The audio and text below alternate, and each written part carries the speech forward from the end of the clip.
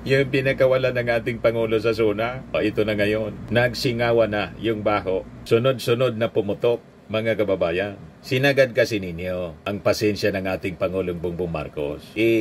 Ikot ng ikot yung ating Pangulo. Sinisisi siya sa massive na mga pagbaha. Tinahanapan ng mga DDS. Hinahanap yung mga flood control projects.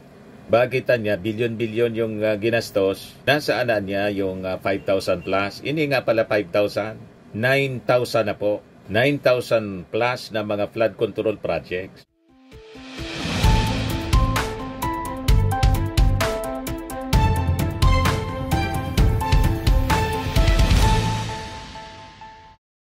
Hello po mga kababayan, si Dante Maravillas, Bicolano vlogger, broadcast journalist from Albay. Nagsingawan na mga kababayan, sunod-sunod. Nagsingawan yung mga baho ng mga senador. Una si Chis Escudero. Sinundan mga kababayan ni Joel Villanueva. Ngayon na naman po si Bongo. Ayan report ng Billionaire News. 326 milyon halaga ng proyekto hinawakan ng half-brother ni Senator Bongo. Yan ang report ng Billionaire News mga kababayan. Yan Alfredo Builders and Supply. Yan Alfredo Builders and Supply. Ang total 326 million na flood control project ang hinawakan ng half-brother ni Senator Bongo. Lahat sa Davao del Sur. Construction of concrete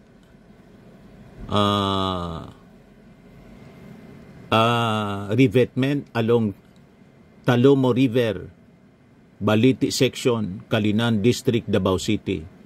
Construction of concrete revetment along Talomo River, Los Amigos Section, Davao City. Construction of concrete revetment along Davao River, Pangyan Section, Santa O,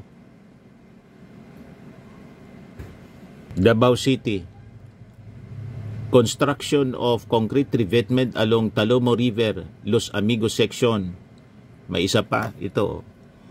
Tapos construction lahat sa Talomo Baliti Section. Iba-iba yung amount, mga kababayan. 86 million plus, 48 million plus, 96 million plus, 47 million plus, 47 million plus. Diba, mga kababayan, effective yung isumbong mo sa Pangulo. More than 1,000 in 2 days ang nagsumbong sa ating Pangulong Bongbong Marcos. Nang i-launch niya, nung Monday yung isumbong sa Pangulo website. Para direkta mga kababayan na makaabot sa ating Pangulo yung mga alleged anomalous flood control projects. O ano kayo ngayon mga DDS? Isa Davao po, yung panahon ni Digong, si Pulong nabigyan ng 51 billion, pinakang malaki sa isang distrito mga kababayan sa history ng Congress. You see? O ngayon nagsingawa na mga kababayan. Tapos ituturo ninyo yung ating Pangulong Bongbong Marcos na walang ginawa para solusyonan ang problema sa baha. Diba? Sumabog tuloy sa inyong mga pagmumuka. Pakinggan natin mga kababayan yung report ng Billionaire News. Si Pinky Webb. Tuloy ang pagkala ng resibo, mahigit 300 milyong piso umano ng flood control projects na kuha ng kaanak ni Senator Bongo. Ayun. Ganitong exclusive agenda report ni Hannah T. Yes, see? 5 flood control projects sa Davao del Sur ang napunta sa Alfredo Builders and Supply ayon sa listahan mismo ni PBBM.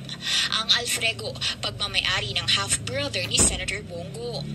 Base sa listahan ng sumbong sa Pangulo.ph, 2023 natapos ang 2 proyekto, 2024 naman ang 3 rito. In total, lagpas 326 million pesos ang halaga ng flood control projects na hinawakan ng kumpanya. Base sa pag-aaral ng Billionaire News Channel, madalas bahain ang Kalinan tuwing masama ang panahon. Doon constructed ang majority ng nasabing projects ng Alfredo sa Davao del Sur. Una nang na-flag ang nasabing kumpanya noong 2018, kabilang ang CLTG Builders na pagmamayari naman daw ng ama ni Go. Yan ay dahil sa pag-corner umano ng billions worth of contracts sa Davao Region, kasamang DPWH for over a decade.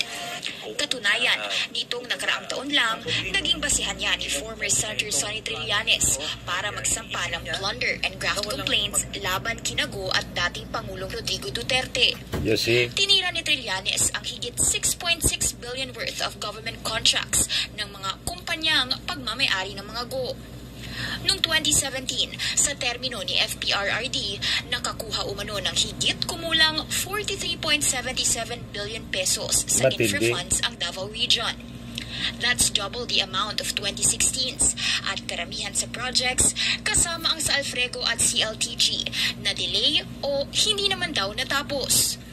Ayon pa kay Trillanes, dahil sa pag-award ng daang-daang public infra projects na ito sa mga kumpanyang nabanggit, tila nagpayaman ang next of kin ni Go. Sinusubukan pa ng Bilyonaryo News Channel kumuha ng pahayag mula sa kampo ni Go, pero wala pa itong sagot sa ngayon. Una na rin tinanggi ng senador noong 2018 na hindi raw lumalapit ang mga kamag-anak niya sa kanya para maglakad ng anumang proyekto o kontrata sa gobyerno.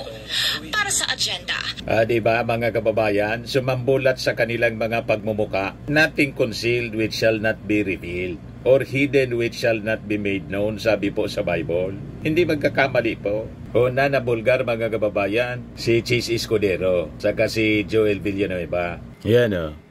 Bawal yan, Mr. Senator. Senate President Chis Escudero nakatanggap ng 30 million campaign fund donation mula sa Centerways Construction and Development Incorporated. Si Villanueva nakatanggap ng 20 million campaign fund mula sa New San Jose Builders Incorporated. Yan ang balita. Kinumpirma ni Senate President Francis Chis Escudero na nakatanggap umano siya ng 30 million pesos campaign donation mula kay Lawrence Lubiano, ang Pangulo ng Sorsogon-based construction firm Centerways Construction and Development Incorporated noong tumatakbo siya para sa 2022 elections. Yes, nasa records yun. In fact, nakuha yan ng Rappler mismo sa article na sinulat nila noong 2022-2023 pa, sabi ni Escudero.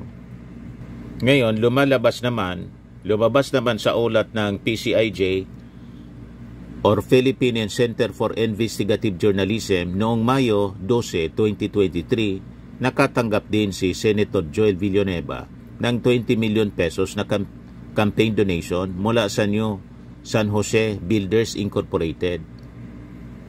In last year's national election, Senator Joel Villanueva reported receiving 20 million pesos in campaign donations from a corporation holding an active government contract based on government documents, sabi po ng PCIJ sa report.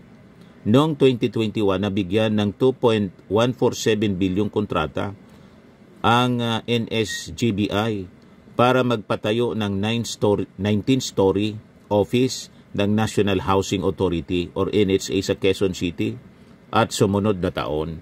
Samantala, sinabi ni COMELEC Chairperson George Garcia na ipinagbabawal sa mga kontratista ng mga government projects kabilang ang Centerways Construction and Development Incorporated at New San Jose Builders Incorporated ang mamigay ng contribution sa mga kandidato dahil labag umano ito sa Section 95C ng Omnibus Election Code. Sila ay bawal mag-contribute sa isang kandidato.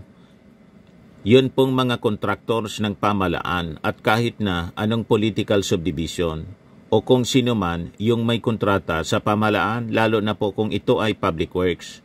Election offense po ito na may 1 hanggang 6 na taon na pagkakulong, paliwanag ni Garcia sa isang panayam ng Unang Balita.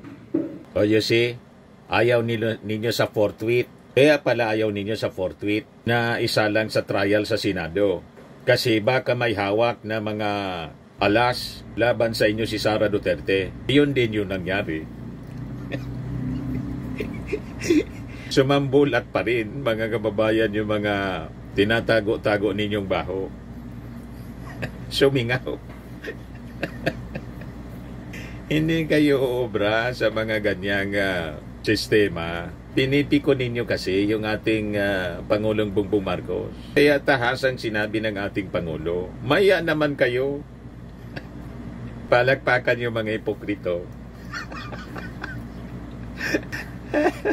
sabi ni Ping Lacson, that's shameless hypocrisy niya. You see? Ngayon, yung campaign donor ni Chis Escudero, si may-ari ng Centerways, si Lubiano, nagsalita na rin base dito sa report ng Billionaire News. Pakinggan natin, mga kababayan. Na ang Centerways Control Project na siya rin kaibigan, Ito yung report ng Billionaire News, si Corina. kababayan at campaign donor pa ni SP Chis Escudero. Git ng kumpanya, malinis ang kanilang track record. Malinis Narito daw. ang exclusive agenda report ni Joash Malimban. May official statement na ang Centerways Construction and Development Incorporated, ang kumpanyang pagmamayari ni Lawrence Chino Lubiano, na natuklasang isa sa mga campaign donor ni SP Chis Escudero noong 2022 senatorial elections. Ang donation ni Lubiano umabot sa tumataginting na 30 million pesos. Sa pahayag ng kumpanya, sinabi nitong pasado sila lagi sa standards at specifications na required ng gobyerno. Never din daw silang humarap sa kahit na anong reklamo o kaso patungkol sa mga proyektong kanilang hinahawakan.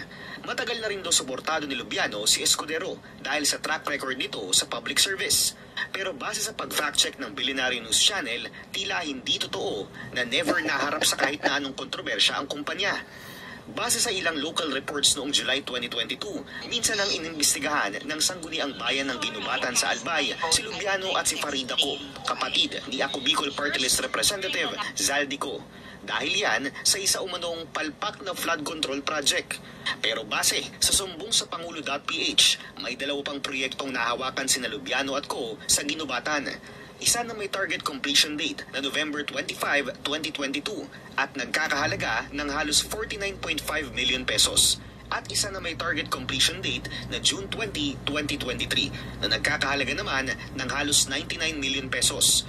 Sa kabuuan, mayroong mahigit 80 flood control projects na awarded sa Centerways Construction and Development Incorporated at may pinagsama-samang halaga na 5.1 billion pesos. Sa likod ng pagiging isa sa mga big-time contractors ng DPWH, napag-alaman ng Billionaire News Channel na isa si Lubiano sa mga key figure ng Cork Wine Bar and Shop.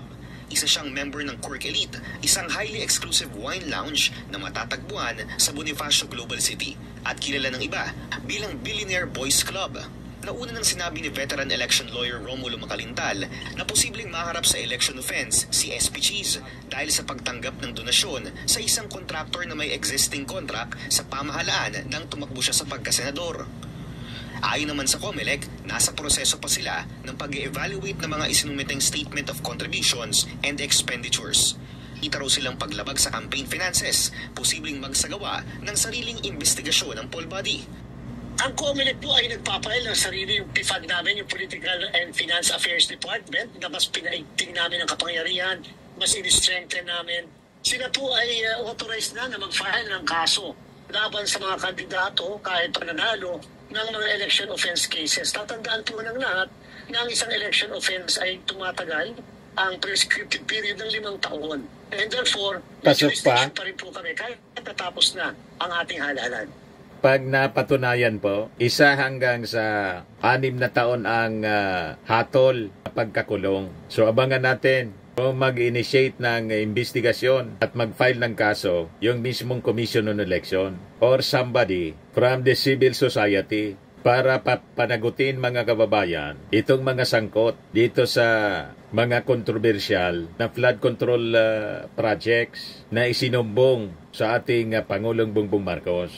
Ngayon, i-share ko po itong isang commentary ng isang abogado, si Attorney Joel Rodriguez Dizon, in relation doon sa mga sinasabi ni Chis Escudero na demolition job daw itong nangyayari sa kanya. Sabi po ni Attorney Dizon, exposing the truth is not a demolition job against the blameless. Yan po si Attorney Joel Rodriguez Dizon, 16 hour ago pa lang nang i-publish niya itong ang kanyang commentary.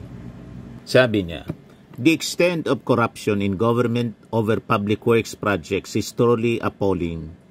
It took a sitting president, no less, to blow the lead on a corruption network so large in scale. This used to be the doing of a sitting president.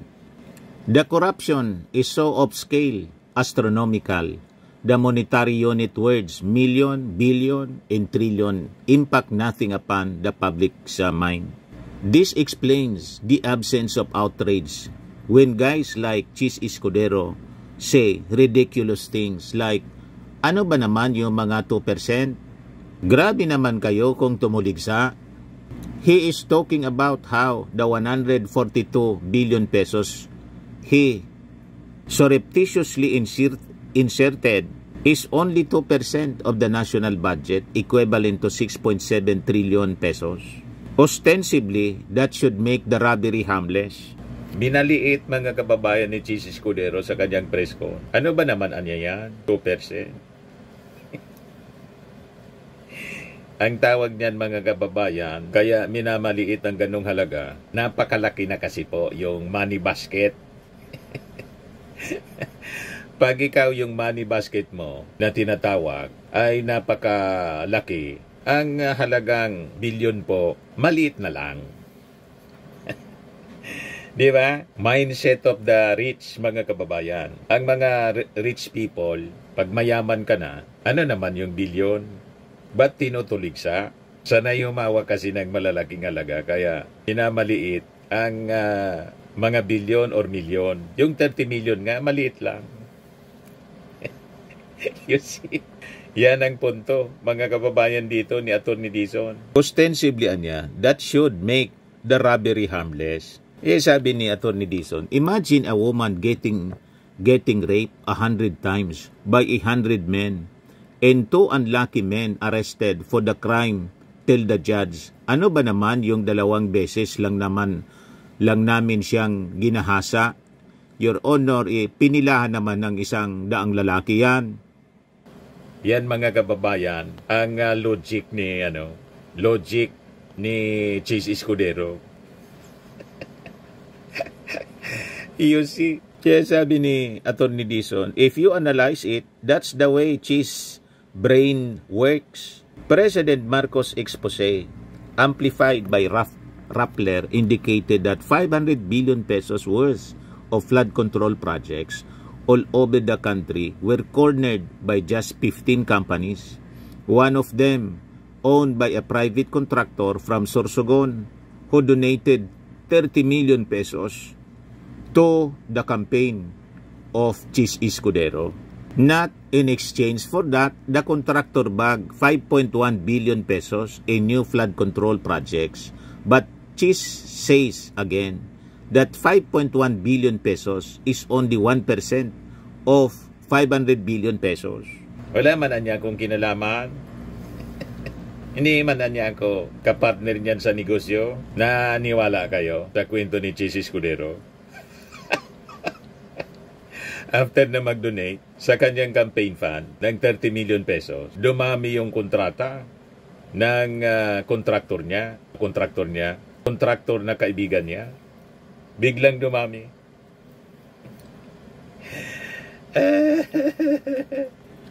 You'd think that's enough reason for all the other senators. There's 24 of them. Hello to drag the Senate President of the Ethics or Blue Ribbon Committee, or at the very least, relieve him of the crow's nest perch.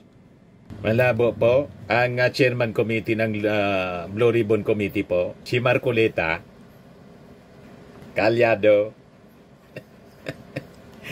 Di ba? Tingnan natin kung may magsasalita sa mga senador other than yung sa minority. Sabi ni Atty. Dizon, but don't get your hopes up. If the Senate gets any sense of using collegial discipline protocols, they'd sooner use it to expel Risa Hontiveros for being too clean in providing contextual contrast to the chamber's countless picadillos. Yet, something about the shameless manner by which Escudero normalizes corruption is disturbing on a deeper level. Chis Escudero claims that all these brickbats thrown at Congress, especially at the Senate, that he leads are just part of a PR demolition job against him because of his position to spare VP Sara Duterte from public accountability. I don't know about the PR demolition part, but yes, his enabling this position in open partiality for the mother of all corruption suspects does make him supreme cuddler, non-parel o unmatched. Cuddler po. Cuddler ni Sara. Sabi ng konstitusyon, forthwith, ayaw i-forthwith. Nang magdesisyon yung Supreme Court na ang constitutional, technical po, immediately executory, parehas din ng forthwith, ang ibig sabihin, in-implement forthwith. O diba, mga kababayan? Kaya isusulong na po sa Congress yung chatsa para i-redefine yung forthwith. Imagine that. Ganon katindi ang Senado ngayon. Naging cuddler. Sabi yan sabi ni Attorney Dizon. Yes, sabi niya, if you are fighting accountability for one, you are fighting accountability for all. Enable corruption is in one instance, and you are institutionalizing corruption. In the entire system, it is what it is. You volunteered to ride shotgun for Sara. Don't whine about paying the price and taking the fall. You make your bed. You lie in it. Does anyone understand now why accountability is such a big deal? Yan po ang napakagandang komentary ni Attorney Dizon. Yes, sabi ni Jose Antonio Perez Gorobia, nakakasukang kababayan.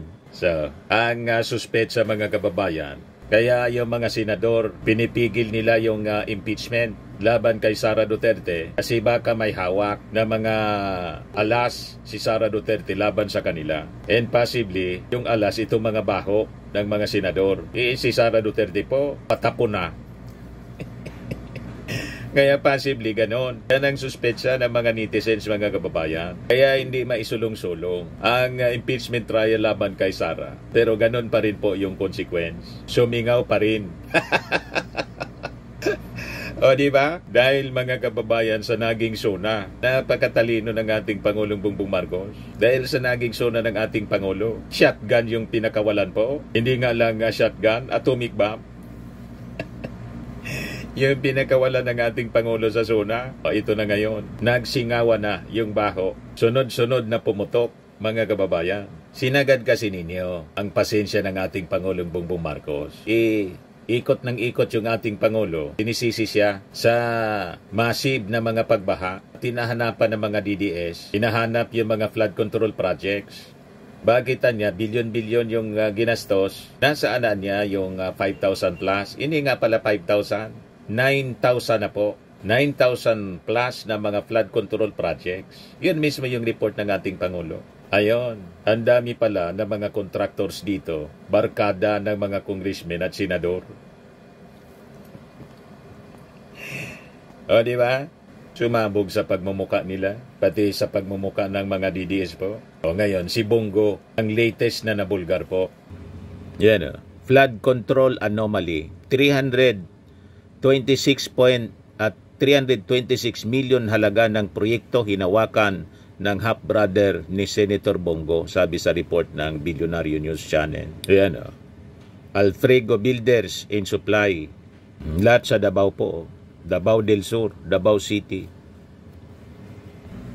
Sa mga naghanap ng malinis and spacious fitness gym, pumunta lang po kayo sa aming Colossal Fitness Gym. We also offer Grab Car Rental with our brand new 2023 model ng Toyota Innova. We also accept booking for those who are planning to travel via PAL, Cebu Pacific, and other airline companies, local and international, and bills payment for Meralco Bills, PLDT, Aleco Bills, etc. Ang Colossal Fitness Gym is located at 3rd floor Security Bank Building, Landco Business Park, Legazpi City, Albay. For inquiries, look for Chilon Maravillas. Contact number 0966-802-0949. Yan yung aming Innova. Lagi na pong matao sa amin. Pati mga foreigners po, tingnan ninyo. Mga British tourists sila. Ang lalaki ng katawan na, mga kababayan, nag-gym sa amin. Ito naman po, Indian National. Ito mga mga European sila. Ito naman yung bago naming product na binibenta online, Eye Glow Serum. Whitening po siya galing sa South Korea. Tingnan ninyo yung epekto sa aking anak na architect entrepreneur, Riz Maravillas. For inquiries, look for Riz Maravillas on FB. Ito naman po, Firmax Firming and Lifting Cream. Pinapahid po ito sa mga pulses and affected area. Mainam po ito sa mga pains at paninigas ng kasukasuan. Ito po, Automax Radiant Serum. Sa mukha naman yung application. Anti-aging po siya. You will look 10 years younger than your age. Ito naman po yung bagong product naming binibenta online. I Am Amazing Pure Organic Barley Powdered Drink Mix from Australia. Endorsed by cancer survivor Maritoni Fernandez at si Piolo Pascual. Pwede kayong mag-business nito mga kababayan. Daging madami ang order po ng aking anak. May travel incentive po siya. Tingnan ninyo itong mga nagbi-business nito mga kababayan. Mga distributors ang babata pa. Diba? Ito yung dealer namin sa Australia. Marami kaming stocks po for your orders. Very stable, malaki yung company mga kababayan. I Am Worldwide Corporation. Tingnan naman ninyo po, di ba? Big time. Ang mga health benefits niya po, boost immunity, improves digestion, enhances energy levels, packed with antioxidants, prevent cancer. For your business inquiries and orders, contact niyo lang yung aking anak na architect entrepreneur, Riz Maravillas. Sa mga mahilig po sa imported bags and wallets, dumiretso na lang kayo kay Ma'am Eileen Rosales. Eileen Closet po. Nakabase siya sa Amerika.